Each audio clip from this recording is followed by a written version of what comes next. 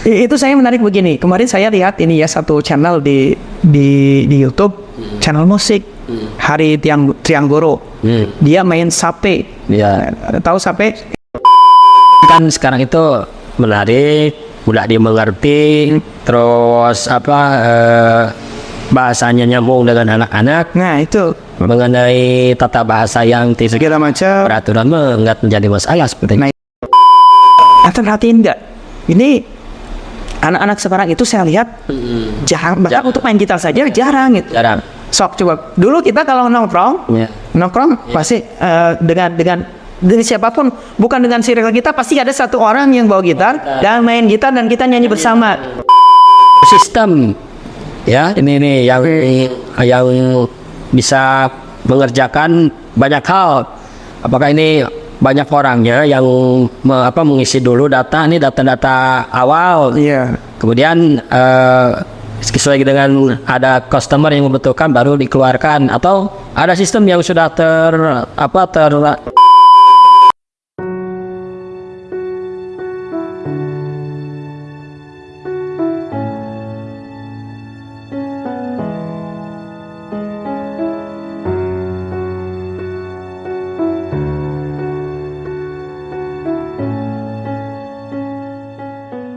Kalau ujian, sekarang anak boleh bawa ID ya, boleh bawa HP-nya. Nah, akhir-akhir ini kita dianjurkan untuk melakukan pembelajaran dan tes itu menggunakan elektronik, laptop, HP gitu. laptop. Ada bantuan pemerintah yang bisa digunakan. Nah, itu nggak bisa sambil membuka jendela yang lain. Jadi dia khusus dia waktu anak saya ujian kemarin begitu gitu. Cuman ada kan keterbatasannya, ada terbatas itu dari pemerintahnya, sehingga untuk melaksanakan secara serentak Harus sebagian bawa bagian bawa. Jadi akhirnya ada kemungkinan anak itu bisa membuka juga mencari jawaban dengan alat yang mereka punya. Atau kemungkinan si anak teh satu orang nyonteknya lewat AI misalnya teh, terus kemudian dia sebarkan dikasihin ke temannya ke Pernah kejadian. Makanya untuk yang seperti itu nilainya ada rekap jawabannya. Kalau jawabannya hampir sama, nah ini pasti ini jawabannya dari jadi bisa kelihatan gitunya. sama gitu pasti. Tapi kemarin tetap punishmentnya apa gitu dari sekolah atau sebagai guru kumaha tah eta? Ya, untuk yang nilainya sama kita lakukan tes ulang. Ya sama. Tapi pakai cara begitu lagi. Ya caranya sama tapi menggunakan alat yang berbeda, yang sudah disiapkan untuk yang nilainya sama. Capek atau kalau gitu mah? Yang nggak terlalu capek justru nggak sih, dua kali ujian kayak gitu. Ujian, tapi ada juga kan banyak juga anak-anak yang jujur, ada banyak masih. Jadi yang seperti itu yang saling tukar jawaban itu ya anak-anak yang sedikit inilah ya. Itu berapa persen kira-kira dalam satu kelas lah? 30% adalah yang anak-anak yang mungkin mereka akrab dengan teman-teman yang itu, yang teman-teman dekatnya itu biasanya saling berbagi itu. Apalagi kalau ada jawaban yang langsung nilainya langsung keluar. Oh gitu. Kan ada soal yang nilainya langsung keluar. Itu sudah bisa dipastikan anak yang duluan itu bisa membagi itunya ke teman-temannya. Memang tidak ada sebuah sistem misalnya keamanan gitu di sekolah bikin waktu kelas ujian yang bisa memantau semua anak. Kalau memantau pakai itu kita belum punya. Tapi menggunakan paling yang dipakai pengawas ruangan. CCTV atau gimana? Enggak sih, enggak sampai seperti itu ya. Belum sampai ke sana. Tapi emang efektif nggak sih pakai CCTV di kelas gitu lagi ulangan atau menghabiskan biaya saja? Ada efektif untuk memantau ya, itu efektif. Tapi ada guru juga yang mengeluh kurang ini kalau CCTV itu. Karena gua kemarin ngajar teh ada CCTV itu. Jadi kalau tidak nyaman gitu ya? Nyaman. Ini asa kaku gitu. Diawasi terus menerus. Ya, beda dengan kalau lagi belajar biasa nggak ada pengawasan CCTV. Kembali AI ke AI kan. Saya masih penasaran nih, AI ini sebenarnya dijalankan oleh banyak orang atau hanya satu sistem? Ya, ini nih yang bisa mengerjakan banyak hal. Apakah ini banyak orangnya yang mengisi dulu data, ini data-data awal. Iya. Kemudian sesuai dengan ada customer yang membutuhkan baru dikeluarkan, atau ada sistem yang sudah dirancang bisa menjawab semua kebutuhan. Iya, itu prosesnya dua kali ya. Jadi yang pertama itu tadi orang-orang nih dengan berbagai macam keahlian, macam minat disatukan dalam satu project lah. Nah itu project AI itu misalnya tadi bikin video tuh, saya itu lagi senang ngikutin ini reel 1 menit yang berisi tentang motivasi, tapi yang ngomongnya orang-orang terkenal gitu, misalnya kayak si Plato, Aristoteles ya, dia ngomong kayak gitu, wajahnya sih wajah dia gitu kan, tinggal dimasukin foto dia, kemudian dimasukin teksnya dan dia akan ngomongin sesuai dengan ini. Saya nggak tahu Pak bahasa Indonesianya sudah ada atau tidak. Nah itu jadi setelah itu orang-orang itu berkumpul kan, jadi tahu nih mana yang dibutuhkan orang. Jadi kayak gini, dulu ada film yang dibintangi oleh Tom Hanks tahun 94-an lah kalau tidak salah, judulnya tuh Big. Si Tom Hanks, tahu kan Tom Hanks? Ya, si Tom Hanks ini kemudian dia orang dewasa yang menjadi anak kecil.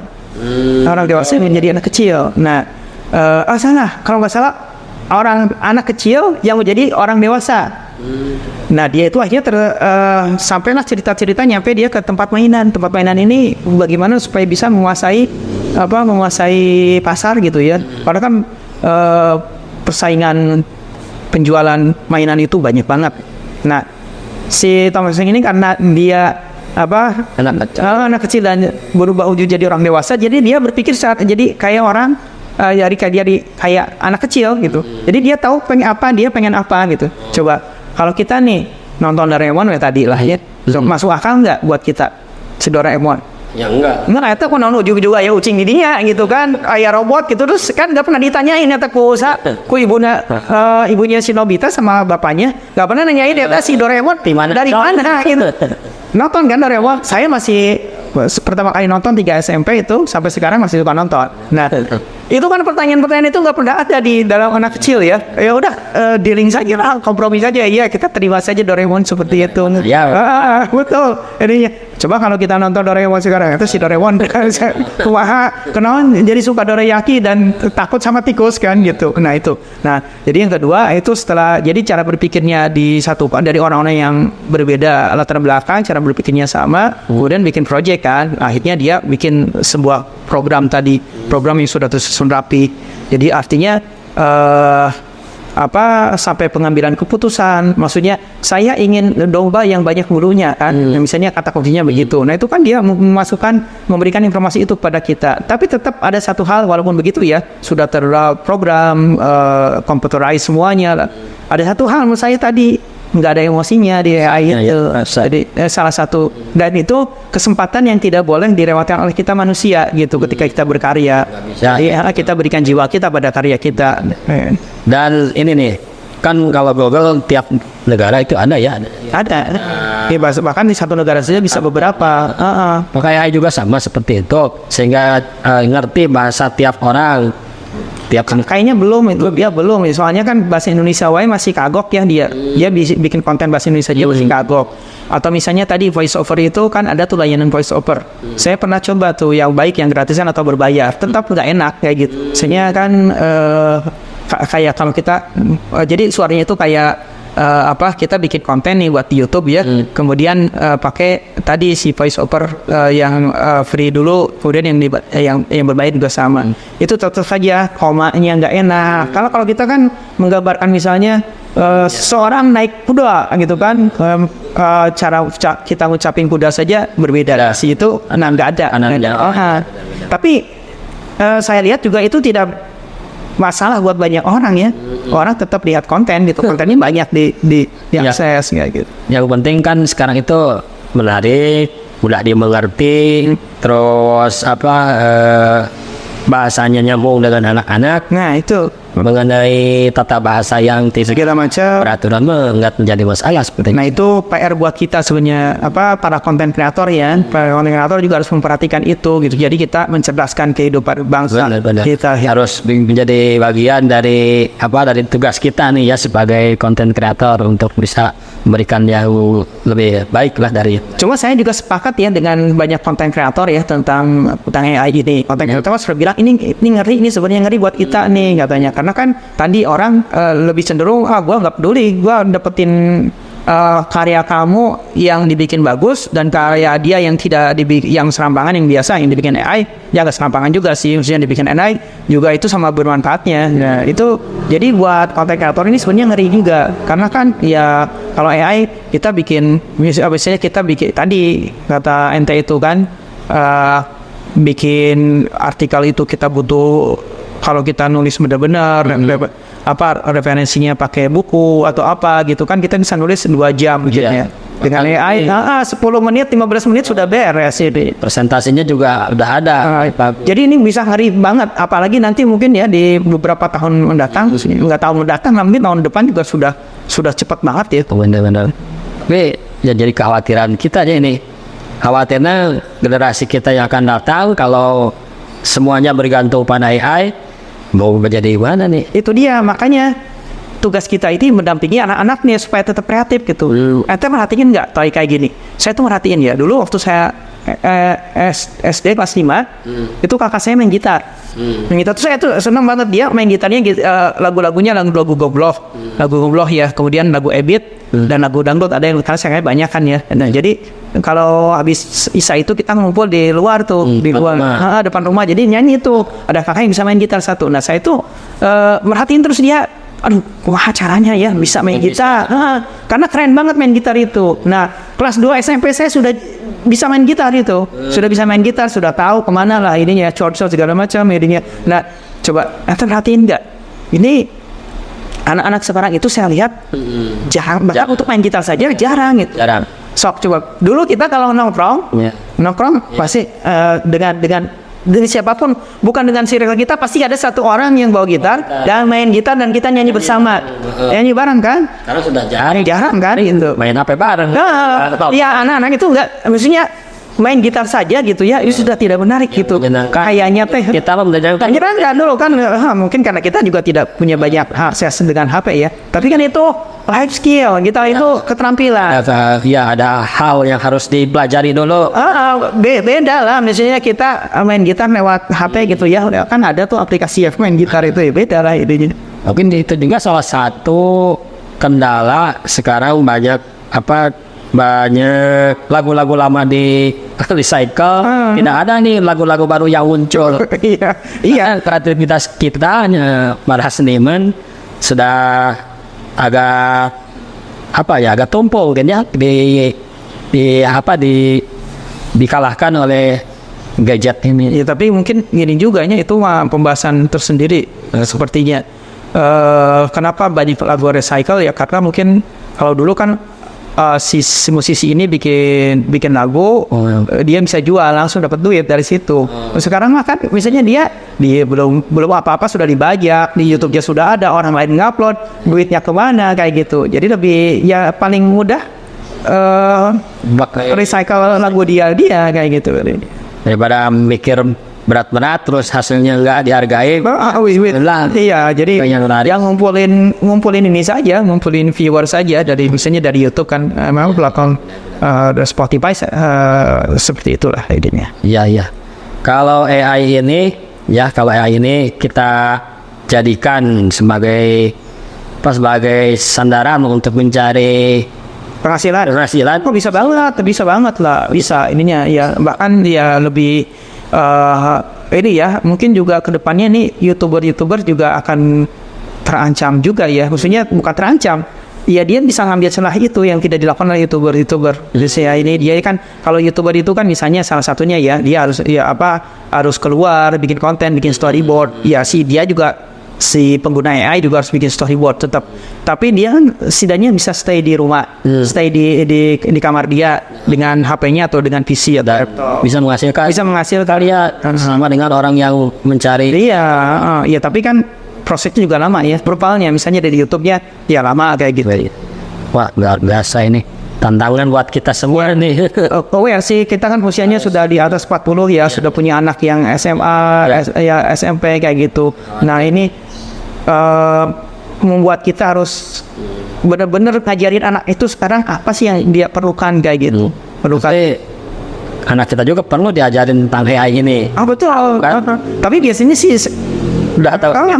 bisnya gitu dia tuh ininya. Kadang-kadang orang tua kayak Itu saya menarik begini. Kemarin saya lihat ini ya satu channel di YouTube, channel musik. Hari Trianggoro. Dia main sape. Iya. Tahu sape? Ini daya. Alat musik daya. Itu saya perhatiin dia subscriber-nya belum begitu banyak. Tapi ya di YouTube dia dikasih privilege. Jadi dia dinaikin gitu ya, dinaikin sama YouTube-nya, auto generated oleh YouTube gitu. Kenapa bisa begitu tuh? Karena dia unik. Dia unik gitu, dia bisa main sape, dia bikin karya sendiri dan karyanya original. Nah, ini yang lihat YouTube saja gitu yang hasil dari AI itu sendiri, dia memberikan porsi yang banyak pada originalitas sebuah karya. Nah, jadi anak-anak muda tuh dia ya di generated lah ya, bagus artinya dia baru muncul, kalau tidak salah baru 4 bulan 5 bulan terakhir lah ya. Saya juga subscribe ke dia, jadinya karyanya bagus-bagus. Cuma kan yang seperti itu. Nah itu kan biasanya yang dijadikan topik oleh YouTube itu artis-artis, misalnya kayak Club Project tuh. Kita Club Project biasanya nggak kita ngakses Club Project, tapi kita nggak banyak yang dibatasi oleh YouTube, nggak bisa komen, nggak bisa apa. Itu kan artinya di privilege. Yang lebih itu kan lebih dahsyat tuh si Elton John ya. Elton John di luar negeri di YouTube itu dia benar-benar ditempatkan sebagai karya yang high class kayak gitu intinya. Nah itu jadi artinya anak-anak kita mendampingi anak-anak kita ini dan generasi berikutnya itu adalah untuk menciptakan originalitas karya dia gitu. Dan itu saya pikir berat untuk dilakukan di AI. Nggak tahu ya kalau di musik. Kalau musik kan ada ya. Ada sepanjang 8 bar tidak meniru satu lagu itu dia karya itu sendiri. Dia tetap ada karya sendiri. Ya. Udah mulai nih teman-teman untuk membahas tentang AI ini, dan mudah-mudahan bahasan kita kali ini bisa bermanfaat ya dan memahami untuk menambah pengetahuan kita tentang AI ini. Dan insya Allah di kesempatan yang akan datang kita akan kembali hadir membahas tentang tema-tema yang menurut kita penting, menurut kita perlu untuk dibahas secara lebih serius. Demikian yuk serius dari orang biasa untuk hal-hal yang luar biasa. Terima kasih. Assalamualaikum warahmatullahi wabarakatuh. Waalaikumsalam warahmatullahi wabarakatuh.